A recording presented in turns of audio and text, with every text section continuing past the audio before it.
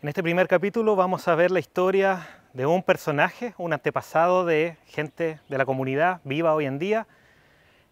Y en toda la temporada en general vamos a tratar de llegar y aproximarnos a la vida de personas Rapa Nui que vivieron hace 100 años, hace 50 años o hace 150 años atrás y que jugaron un rol fundamental en sus respectivas épocas. En el capítulo de hoy en particular vamos a revisar la historia de una persona que nació por ahí por 1850 y que vivió este periodo de transición entre la época antigua, la época de los ancestros, la época del Tangata Manu, la época precristiana y lo que vino después con la cristianización, con la colonización, con la anexión de la isla a Chile. Así que vamos a aproximarnos a la vida de una persona que juega un rol muy particular en la comunidad en la década de 1910 y en la década de 1920 y que además de eso aparece en una imagen que nos habla de un contexto bien especial en 1916.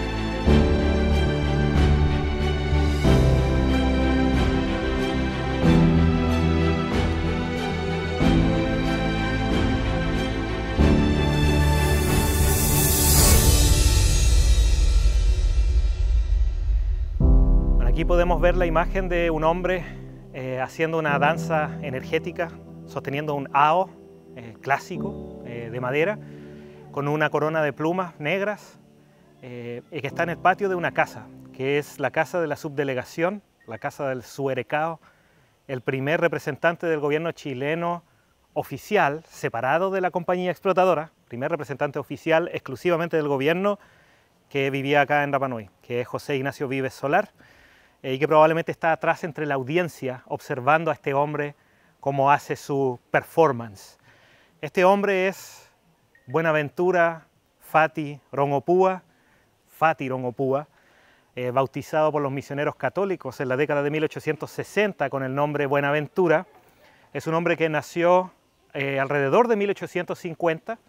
A él se le recordaba que más o menos tenía 12 o 13 años cuando llegaron los barcos esclavistas que vinieron a llevarse a muchos de nuestros Rapa Nui hacia el continente a trabajar como esclavos, entre ellos a uno de sus tíos, ¿ya?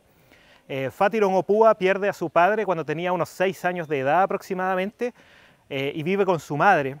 Él había nacido en Omoji, pero tenía un estilo de vida un poco itinerante y se identificaba más bien con el Mata Marama, ¿ya? Los Marama que tenían un territorio en dos costas, por el lado sur y por el lado oeste, y él vivió mucho tiempo en Tajay, y cuando llegan estos barcos esclavistas se refugia con su madre en una cueva, dice él mismo, a Catherine Routledge en 1914, que él se refugió en una cueva en Mataveri y que eso le permitió a él salvarse y salvar a muchos de sus parientes, a muchos de sus primos y primas que estaban escondidos en ese lugar. Pero fue testigo directo de todo lo que ocurrió, así que tiene una vida marcada por la tragedia que ocurre en esos años. Con el paso de los años llegan los repatriados de los barcos esclavistas, se introducen las epidemias lamentablemente aquí a Rapa Nui y la madre de Fati Rongopua fallece cuando él era bastante joven, también tenía unos 15 o 16 años, muere la madre de Fati Rongopua. Su nombre, el nombre cristiano, podríamos decir, el Ingoa Papetito, proviene de los misioneros católicos que lo bautizaron como Buenaventura. Y el nombre Fati es una compresión del nombre original que él tenía, que era Tejatirenga, ¿ya? Entonces era Tejatirenga, hijo de Rongopua. ¿Quién era este Rongopua? Rongopua, el padre del hombre que se ve bailando en la imagen, era un maori ronrongo, según cuentan varias fuentes de la época, y había heredado este arte de su abuelo, un hombre llamado Kekepu, y de esa forma esto pasó por las generaciones.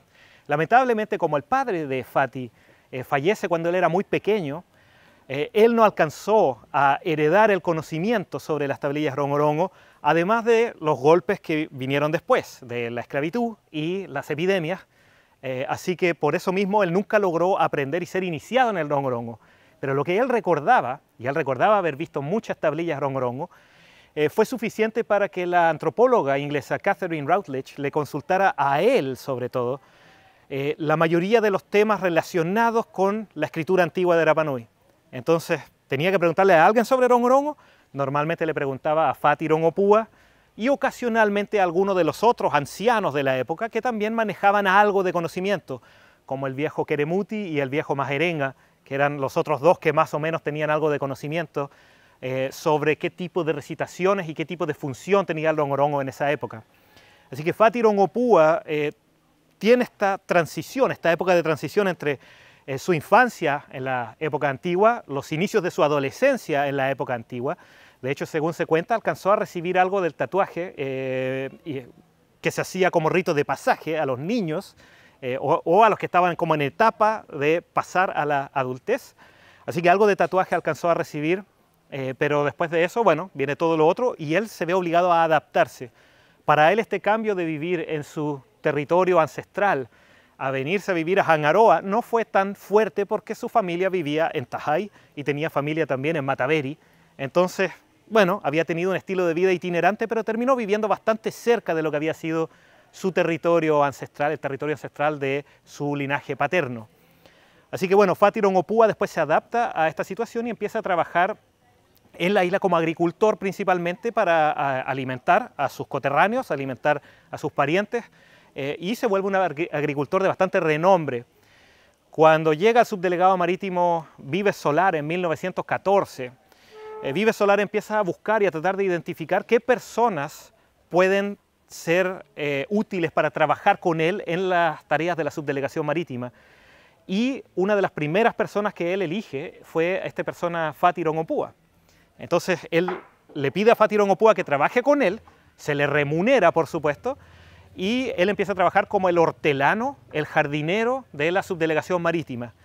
Y uno puede ver su obra espectacular en varias fotografías de la época, de esos 3 primeros años en los que estuvo Vives Solar acá en la isla, entre el año 14 y el año 17, en los cuales la casa se transforma de una casa común y corriente de madera, que se ve bastante simple, con un patio bastante lúgubre, podríamos decir, donde todo es desolado, solamente hay piedras, a un lugar muy verde, a un lugar lleno de plantas comestibles, a un lugar con plátano, a un lugar con mandioca, a un lugar con camote, a un lugar con estatuas, con verdaderos jardines espectaculares que fueron hechos por Fati Rongopua.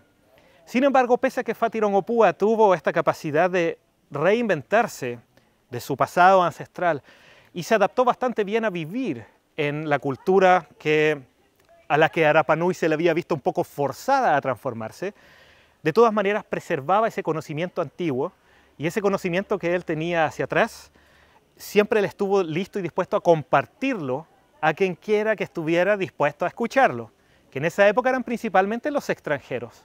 Walter Knoge en 1911 y especialmente Catherine Routledge en 1914 y 1915, de la cual fue un colaborador de gran experiencia, y finalmente el año 1917, cuando se hizo la investigación de tierras, cuando el Estado entró en conflicto con la compañía explotadora y el Estado necesitaba determinar cuáles eran las tierras que correspondían realmente a la compañía explotadora según los contratos que tenían. Bueno, Fati Rongopua fue uno de los primeros en ser consultados sobre los topónimos que usaba la compañía para justificar su posesión de parte del territorio de Rapa Nui. La casa del subdelegado Vives Solar estaba ubicada más o menos frente a donde está el cementerio antiguo, donde está el gimnasio Coro Paina Cori, al frente, al otro lado de la calle que sube hasta la iglesia. De hecho, en esa época ya existía también esa calle. Así que ahí estaba ubicada esta casa, orientada con el taupea hacia el mar. O sea, en la imagen los fotógrafos están desde la costa apuntando hacia el interior de la isla para tomar la imagen de Fati con su ao. A la casa de Vives Solar llegaba bastante gente, llegaban muchos, todos los marinos extranjeros, porque básicamente desembarcaban en Hangaroa y la primera casa que estaba ahí era la casa del subdelegado marítimo. La mayoría de los Rapa Nui en ese tiempo vivía mucho más arriba, vivía en torno a la iglesia, en varias casas que estaban más o menos juntas, con un grupito pequeño que vivía en Moeroa, y los demás vivían cerca, eran los que trabajaban más bien en la compañía explotadora, vivían en Mataveri, pero muy poca gente. Entonces a esta casa de Vives Solar llegaba todos los marinos extranjeros. Por ejemplo, hay otra imagen donde aparece la piedra que fue sacada de Orongo, junto a un tripulante de la goleta Jean, que es ese barco francés que había sido hundido por el Prinz Eitel Friedrich, este barco alemán, y su tripulación completa fue dejada en la isla durante varios meses. Y aparece este hombre ahí vestido de blanco, con su cucalón en la cabeza, y algunos niños Rapa Nui junto con la misma piedra de Orongo que los Routledge no se pudieron llevar. Esto debe haber sido como un año antes de la llegada del Carnegie, un año y medio antes de la llegada del Carnegie. Así que bueno, era un lugar bastante visitado, pero que fue siendo embellecido gracias al trabajo de Fati. Hay que decir que Fati Rongopua tuvo descendencia, no tuvo una numerosa descendencia, pero tuvo varios hijos. Él se casó 2 veces, la primera vez fue en el siglo XIX, lamentablemente no quedaron descendientes de ese matrimonio, porque casi todos murieron durante las epidemias que vinieron después de viruela. Pero después se casa por segunda vez con Upartía Parakei o Pua Arakei, ¿ya? Se llamaba Pua Arakei, y con ella tuvieron varios hijos, de los cuales tampoco sobrevivieron tantos, pero los más conocidos fueron Isaías, nacido en 1899, Itaía, y después vienen varios otros hijos, de los cuales, por ejemplo, José Fati Parakei, llamado Piribato en su momento, Piri o Piribato, él también dejó descendencia, es el padre de Zorobabel Fati, por ejemplo, y Flora Fati también, que tuvo bastante descendencia, de los cuales algunos todavía sobreviven hasta el día de hoy. Así que el apellido y la genealogía de Fati Rongopua continuó. Es importante destacar que si bien Fati descendía de sabios ancestrales, Maori Rongorongo, como Kekepu, como Rongopua, después la descendencia de Fati también tuvo un rol muy importante trabajando con estudiosos y científicos extranjeros, tal como Fati Rongopua trabajó con Catherine Routledge en 1914 y 1915. Hay que decir que José Fati fue colaborador importante de la Universidad de Chile en la década del 70 y del 80 durante la prospección arqueológica que se hizo de toda la isla. Y también Zorobabel Fati trabajó con el equipo alemán que hizo excavaciones en Abarangauca a Toroquejau, en la parte alta cerca del Llano Aroy, y fue homenajeado por los alemanes en el año 2015, cuando se hizo la conferencia en Berlín. Fue homenajeado y se le dedicó a él la conferencia en Berlín, ya que había fallecido recientemente. Así que ese linaje importante de sabios Rapa Nui parte antes de Fati Rongopua y continúa hasta prácticamente nuestros días, hasta esta época. Así que vemos que es un linaje importante dentro de la comunidad, dentro del pueblo Rapa Nui, y vemos que el rol de este hombre fue fundamental, fue importante como transmisor de la cultura y como alguien que transmitió no solo a los extranjeros, sino que también a su descendencia buena parte de lo que sabía. La fotografía de Fati bailando es parte de una serie de imágenes que fueron tomadas en la Navidad de 1916 durante la visita de un barco científico llamado Carnegie. Este era un barco que llevaba ya 11 años recorriendo los océanos del mundo, haciendo estudios geomagnéticos, donde en distintas partes iban, bueno, probando, midiendo el magnetismo de la Tierra. Hasta que 11 años después les toca llegar hasta acá, hasta Rapa Nui, hacer los estudios magnéticos correspondientes acá. Y llegan para la Navidad, para la víspera de Navidad, el día 24, y Vives Solar, que estaba preparando una fiesta de Navidad con petardos, llenaron unos casquillos de bala, con un poco de pólvora y cosas, y bueno, los detonaron, hicieron petardo, hicieron una fiesta bien grande. Fati, de hecho, estaba recolectando algunos de los plátanos que él mismo había plantado para esa fiesta y para preparar sobre todo cosas para los niños que iban en abundancia a esta fiesta en la casa del subdelegado en esos años. Y además de eso estaban cocinando un humu de cordero ese mismo día. Entonces baja la tripulación del Carnegie a participar de todo esto y ellos toman algunas de estas imágenes donde aparece Fati bailando, pero aparentemente también Henry Percival Edmunds, que era el fotógrafo que vivía en la isla, también toma algunas fotos cuyos originales no sabemos bien dónde están, pero que han sido publicados, por ejemplo, por el mismo Vives Solar, en un artículo en el que relata la visita del Carnegie en 1916. En la imagen además se pueden ver, especialmente a la derecha, al lado derecho abajo, una piedra muy particular que es un paenga de un antiguo jare paenga, que fue reciclado, fue modificado y se le hizo un petroglifo de un rostro, una cara, muy parecido a los petroglifos de Makemake. ¿Ya? Este tiene sus ojos, tiene una nariz bastante pronunciada y una boca algo más estrecha, y eso lo hace bien interesante, bien particular. Esta piedra, nosotros sabemos exactamente cuándo fue sacada de Orongo, porque ahí estaba originalmente. En Orongo, la piedra fue traída a Hangaroa, fue bajada a Hangaroa, muy cerca de este lugar, donde estaba la casa de Vives en esos años, en 1914, en junio de 1914.